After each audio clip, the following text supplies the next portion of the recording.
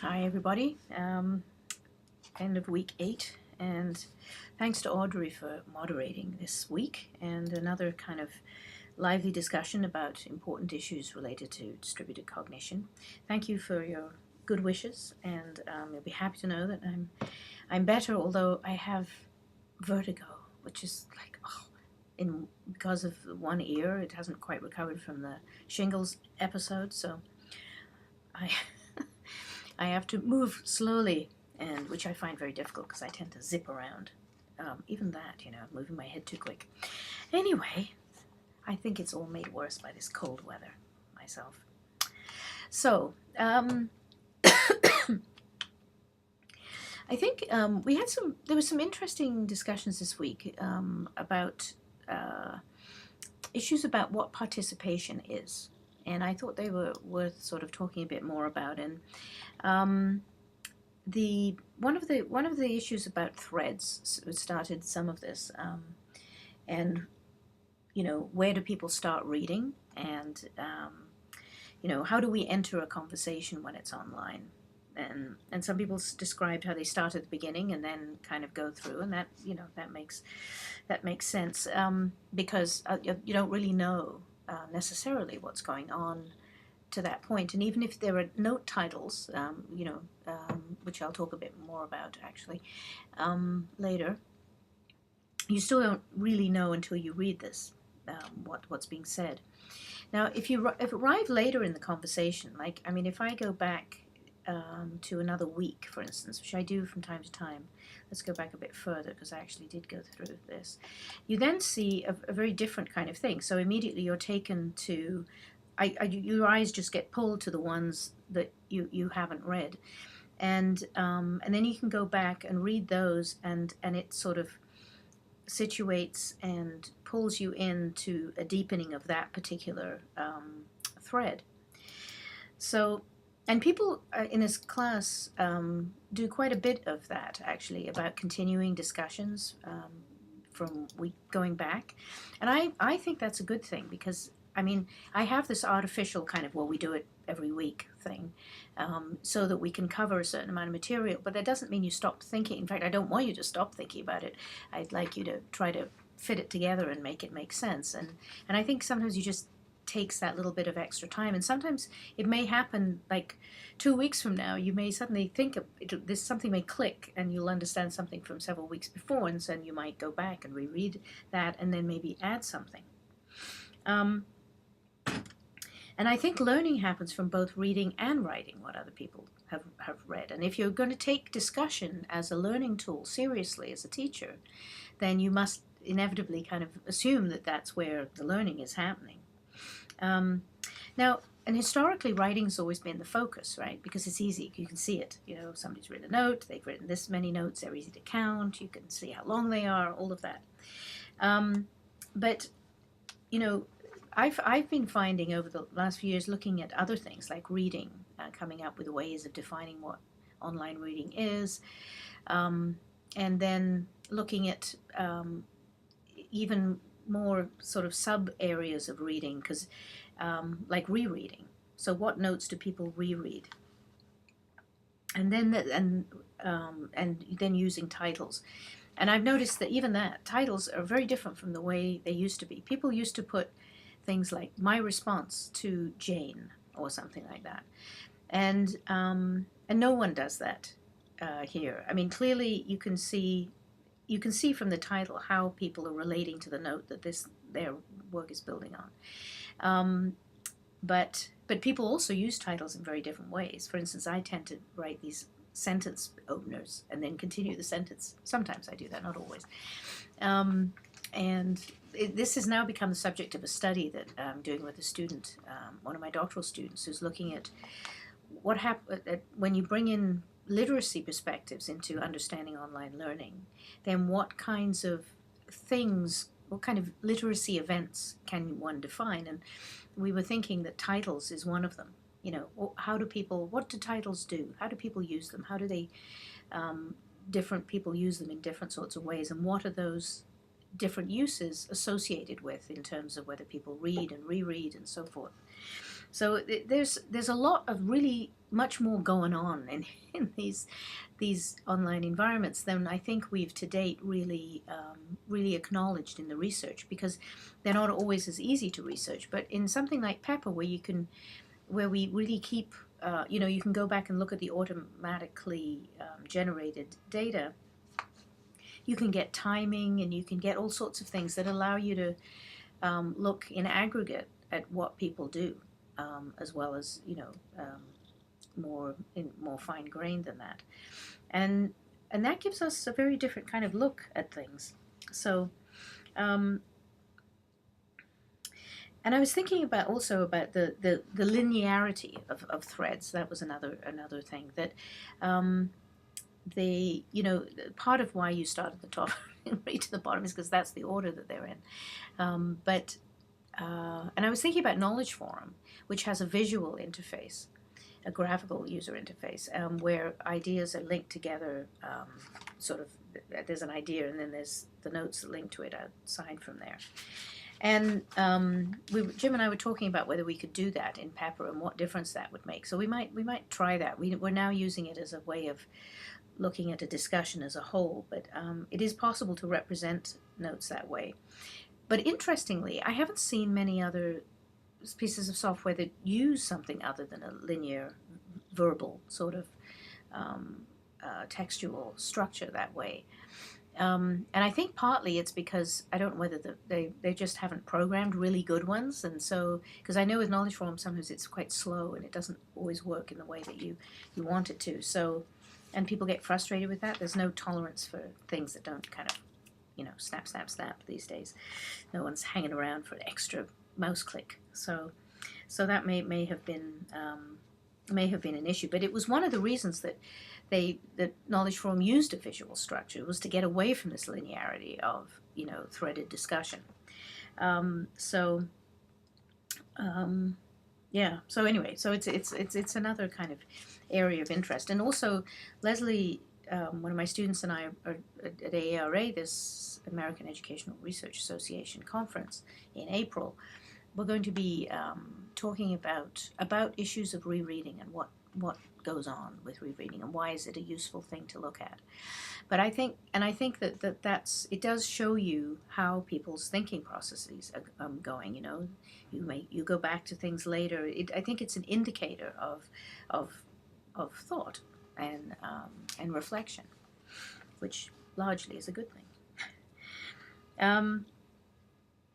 So, like I was, this issue with titles, it's a way it could attract us to a note, it could put us off. It's a way of making social comments. Sometimes people, I agree with you, good question, those kinds of things. We have different ways of just sort of answering something and putting EOM, end of message, maybe in a title. Or it invites us in and there's a much longer kind of thing in there. So I think those are all really important kind of pieces. And it went on a bit here about, how much, yes, this access understanding trade-off, how much time do you want to spend doing something that could be done very easily somewhere else, and really just focus instead of, on understanding. But, and I thought that, the idea of how we might create sort of distributed intelligence, that we maybe we should be looking at creating creating distributed intelligence, and rather than just using tools that are already there, and that rather than just sort of using it with our students. And I think it's sort of, that to me goes with the idea of teachers being generators of knowledge, of curriculum, and not just consumers of it.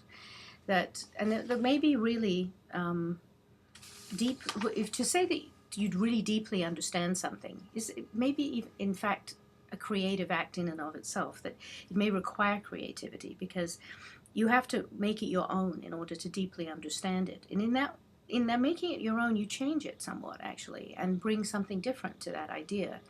And then when you write about that, then somebody else reads that. And so that's part of what distribution is, but there is something unique that you've put into the discussion at that point.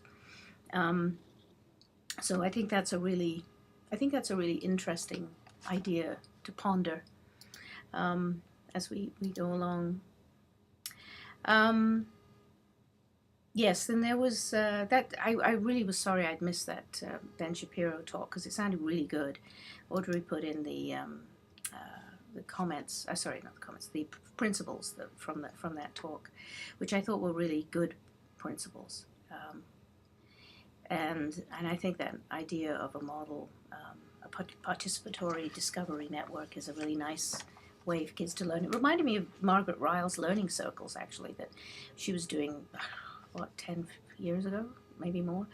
But the internet wasn't as spiffy and fast then, so it could probably do it a lot better now.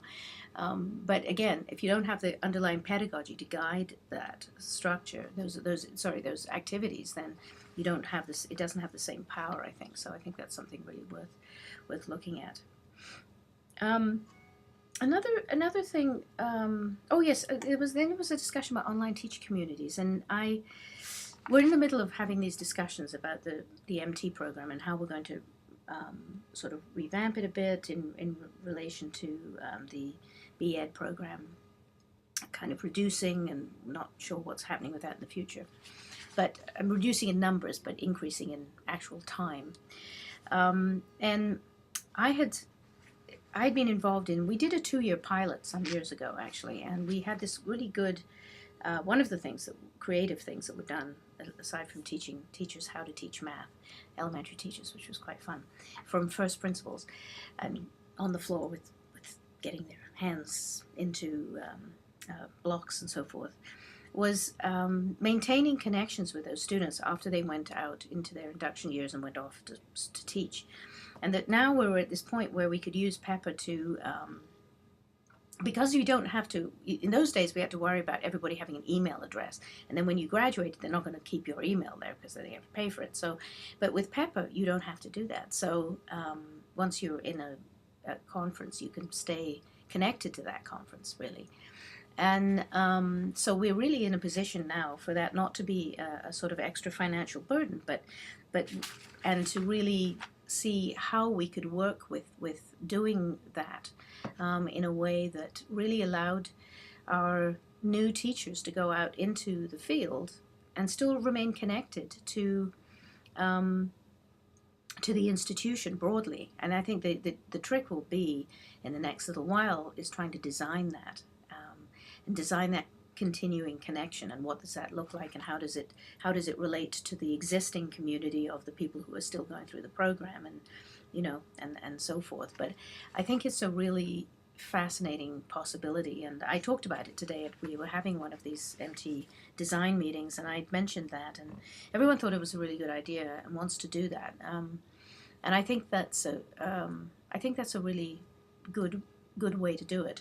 I think other people have done this and tried these things at various times, and they're always effective. I think that they run out of steam or money or something, but I think that if we make it, I see it as working both ways. I think it's good for the people who are out in the schools and a bit nervous because they're just starting out, to be able to reconnect with, wait a minute, why am I doing this? Why was that such a good idea? And being able to talk to somebody about that. But also, if they continue that later, continue on in that participatory network, perhaps, there might be sort of several areas. They might be related to different subject domains or levels, PJJI, IS, or whatever. But then they could come back later, and I think there's a window that the new teachers who are still going through the program, it gives them a different perspective on what is happening in the lives of in-service teachers. So it goes on to providing support for in-service teachers while giving a perspective on what in-service life is like for pre-service teachers. So I think it has a lot of possibility, and it can also connect into ongoing professional development opportunities and so forth. So I'm sure the university would like that. So I think there's a lot to be said for doing that. So I was glad that people were enthused, and we were having a bit of a discussion about that in these notes in that area. So this week, I'm going to be moderating because the person who was doing this week isn't in the course anymore. And we're going to look at critical perspectives. And this is going to be more of a shift in a way from the prior theoretical ideas frames, which have been, well, I guess it's closer to the sociological ones and less close to the psychological ones in some ways. But generally, critical theory is looking at in a way, the more hidden and less obvious parts of the curriculum, the unintended or the social effects and consequences of how schooling and other educational practices are arranged and how they're performed and how they're carried out. So it focuses on a slightly different aspect of what is being learned. And we're going to, we'll look at a bunch of different ideas within this area. So, and I've tried to pick articles that were quite sort of different from one another. So there's this issue of disembodiedness or not in online classes, and what is like, what can you see, what do you not see, and what are the implications for social justice and so forth. Again, identity and power and representation in virtual environments, and whether how cultural disconnection and having us think more deeply about what it is that we may unintentional ways of cutting people off or marginalizing or moving people to the periphery instead of the community of practice model, which is moving everybody from the periphery to the center, and how we as teachers can be better, more aware, I guess, really. This is something I'm learning a lot about too, because it's a sort of area of scholarship that I've more recently got interested in with some of my doctoral students, and I'm finding it a very rewarding kind of perspective to bring into the studies of online learning, because online learning has been so psychological in its vision, in its research vision, and I think it's nice to have a much richer set of eyes, of theoretical eyes, if you like, on data, because I think it gives you a clearer picture of things. So, and that what is being learned in a course is often not about the content, it's about who you are, how you're valued, and so forth. So, so we'll have a slightly different conversation about this week and see where we get to. So, it's another freezing day, but it's sunny. That's all I can say. I've had enough. I want to go away on a long holiday. Oh, yes, and it's going to be March break, right? So this coming week, and then the next week, I believe, is March break. So you can all look forward to a little bit of peace and quiet for a week. All right. Have a good week, though, this week. I'll talk to you online. Bye.